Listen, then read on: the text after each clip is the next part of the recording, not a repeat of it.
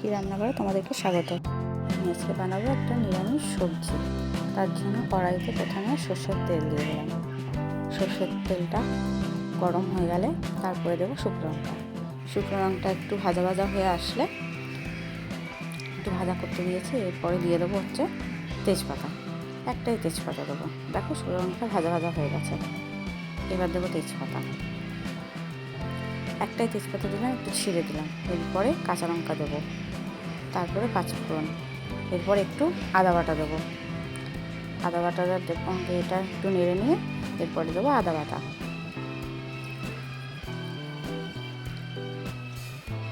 সামান্য একটু আদা বাটা একটু নেড়ে ছেড়ে একটু নেড়ে নিলাম। এরপরে সব সবজিগুলো দিয়ে দেবো। যা যা সবজি, এর মধ্যে আলু আছে, পটল আছে, ঝিঙে আছে, কচু আছে, কুমড়ো আছে, সব রকম সবজি। এই সবজিগুলো দিয়ে নুন হলুদ দিয়ে ঢাকা দিয়ে দেবো। নুন যতটুকু লাগবে স্বাদ মতো ততটুকুই দিয়ে দেবো, আর হাফ চামচ হলুদ গুঁড়ো দেবো।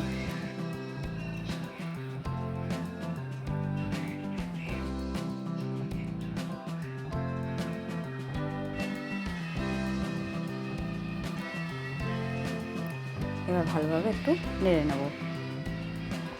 নেড়ে ছেড়ে সেদ্ধ হতে দেবো ঢাকা দিয়ে।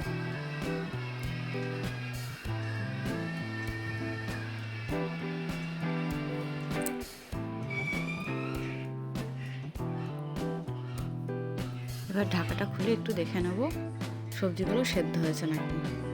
দেখো মোটামুটি প্রায় সবজি অনেকটাই সেদ্ধ হয়ে এসছে।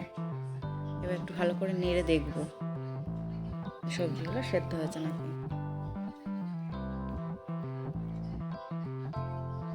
দেখো নেড়ে দেখছি, সবজিগুলো প্রায় সেদ্ধ হয়ে এসছে।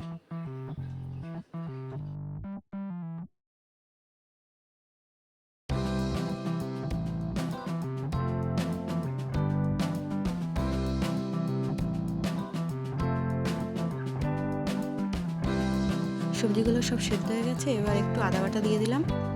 এরপর একটু দেবো হচ্ছে মিষ্টি। মিষ্টি দিয়ে সবজিগুলো এইরকম টাইপের নিরামিষ সবজি খেতে খুব ভালো লাগে, তাই জন্য দেখো চিনি দিয়ে দিলাম। এরপরে দেবো হচ্ছে ভাজা মশলা। আমি ভাজা মশলা এইরকম ধরনের সবজি রান্না করার জন্য রেডি করেই রাখি সবসময়ের জন্য। পাঁচফোড়নটাকে আগে একটু ভালো করে ভেজে নিই, ভেজে গুঁড়ো করে রাখি। এই দেখো ছোটো ছোটো চামচের 2 চামচ দিয়ে দেবো। দিয়ে ভালো করে নেড়ে নেবো, নেড়ে চেড়ে নামিয়ে নেবো।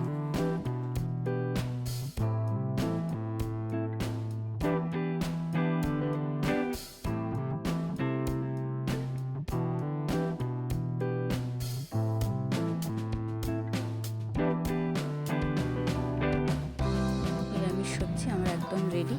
এবার দেখো আমি বাটিতে তুলে নেব। নিরামিষের দিনে এই ধরনের সবজি রান্না করে দেখতে পারো, অসাধারণ লাগে। একবার খেয়ে দেখো। যদি তোমাদের ভালো লেগে থাকে রান্নাটা, তাহলে আমার চ্যানেলটা like, comment, share and subscribe করে দিও।